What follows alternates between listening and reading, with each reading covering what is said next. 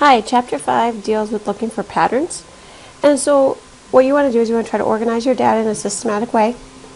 And then you can use tables or organize it any way you want. And then try to see if you can find patterns right within that data, within those numbers.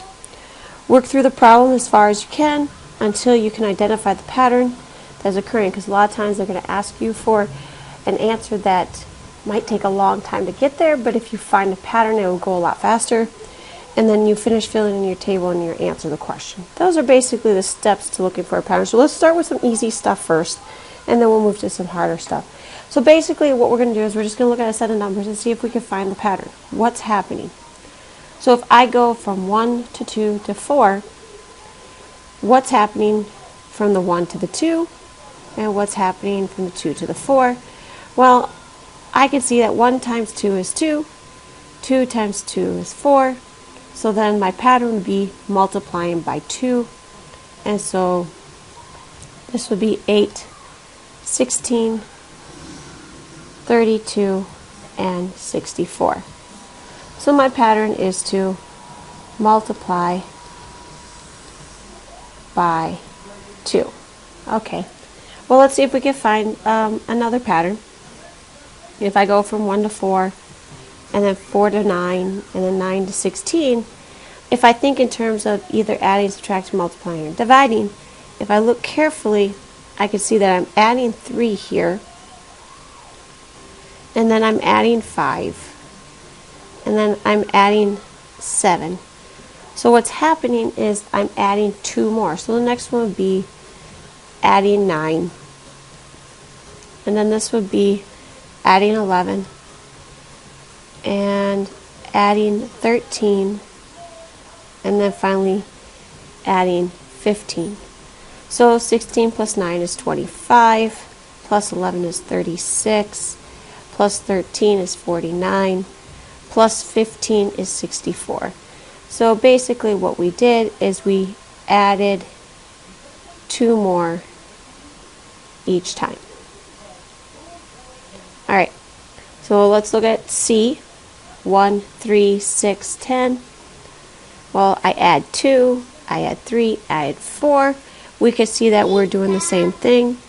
I go plus 2, plus 3, plus 4.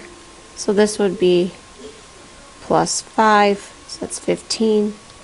And then we have plus 6, so that would be 21. Plus 7 would be 28. And plus 8, which would be 36. So we added 1 more to each. Okay, so now let's look at part D. It's a little bit different. 3, 6, 5, 10, 9, 18, 17, 34. Okay, so if I look carefully, here I add 3, or I double it. Let's just double it for a second. So I took it times 2, and then I subtracted 1. Took this times 2, and I subtracted 1. Times 2, and then I subtracted 1, and then I took it times 2, so now I'm going to subtract 1. So if I subtract 1, that'll give me 33. Take it times 2, that'll give me 66. I subtract 1, that'll give me 65. And I take it times 2, and that will give me 130. So that's the pattern. Times 2, comma, subtract 1. Alright, let's look at E. 77, 49, 36, 18. That's a little bit trickier. So if you could break apart those numbers, I'm going to show you something here. If I take the digits and I multiply them together, I get 49. And then if I take 4 times 9, I get 36. If I take 3 times 6, I get 18. So to find my next one, I want to take 1 times 8, which is 8. And then really, I have nothing else. So actually that pattern is going to stop because we don't have any more digits to multiply together. We just have 8. So in that case, a pattern would stop. And so those are just trying to find patterns when it gives you a set of numbers. Now, let's find a pattern when we're given a story attached to it. So this one is, while jogging, Shauna noticed that dogs would hear her and bark. After the first dog had barked for about 15 seconds, 2 other dogs would join in and bark in about another 15 seconds. It seemed that each barking dog would inspire 2 more dogs to start barking. Of course, long after Shauna passed the first dog, it continued to bark, as dogs are inclined to do. After about 3 minutes, how many dogs were barking as a result of Shauna's passing the first dog? So what we want to do is set up a table to organize the information. Alright, so I'm going to start out by making a table. So we're talking about seconds. Mom.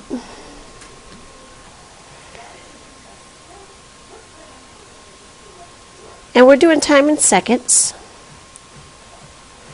Okay, then we gotta have a column for the dogs that are barking.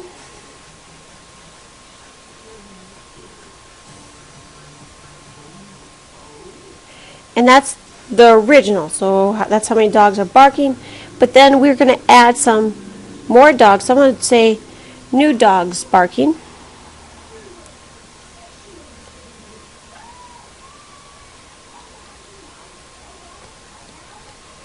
And then I'm going to have here my total. And hopefully we can find our pattern. Now, what I'm going to do here is I'm going to have like what we call rounds. So that's going to be more of a note-keeping thing. So I'm going to draw my table.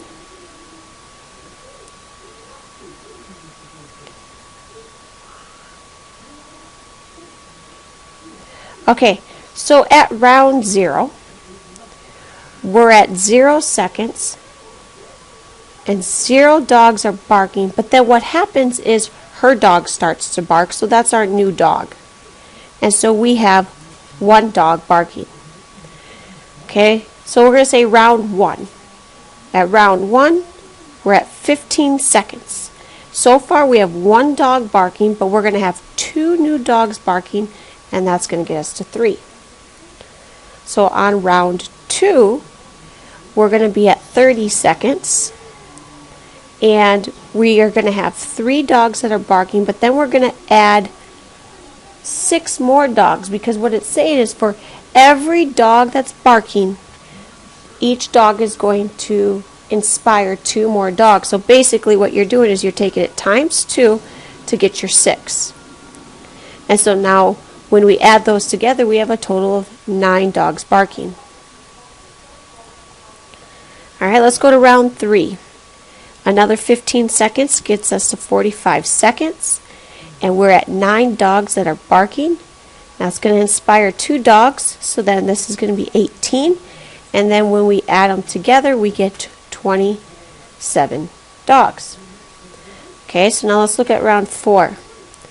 We're going to be at 60 seconds, which is 1 minute. Okay, we're at 27 dogs. Now if I take that times 2, that'll get us to 54 new dogs barking.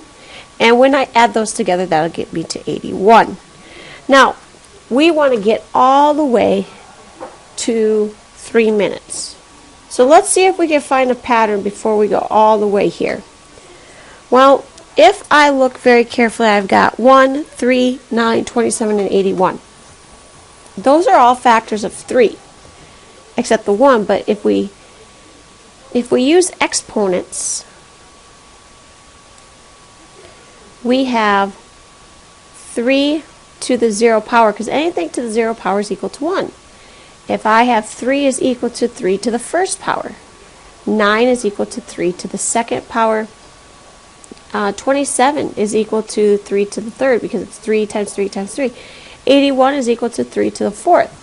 So it looks like we have a pattern going on. We are dealing with exponents. Now, if we look very carefully at those exponents are exactly the same as what round we're in. So really what the pattern is,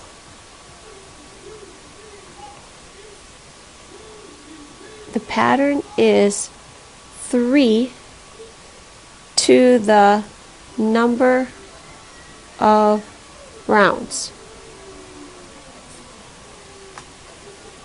Okay, so then what we have to do is we have to figure out what round will we be at in 3 minutes. So let's extend this out a little bit. I'm going to change colors to green.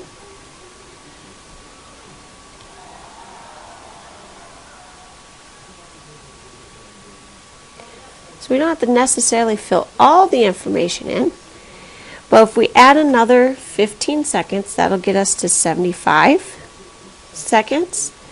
Another 15 would be 90 seconds, 105 seconds, and 120 seconds. Okay, there's my 2 minutes.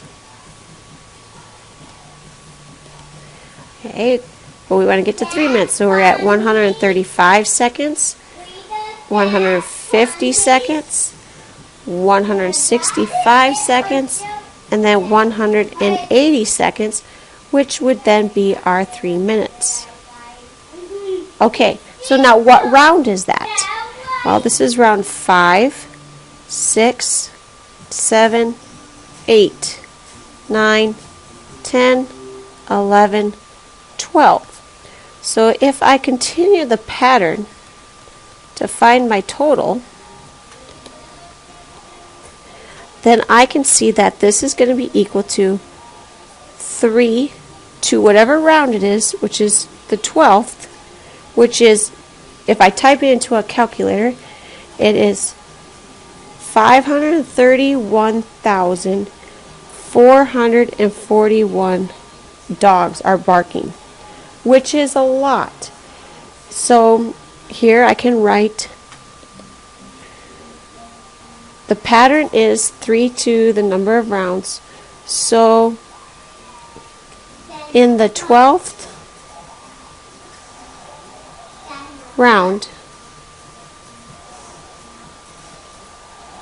there are 3 to the 12th, which is equal to 531,441 dogs barking. Alright, and that is how you would organize your information into finding a pattern. Okay, so in the next video I have another example a little bit more complex than this one. Thank you.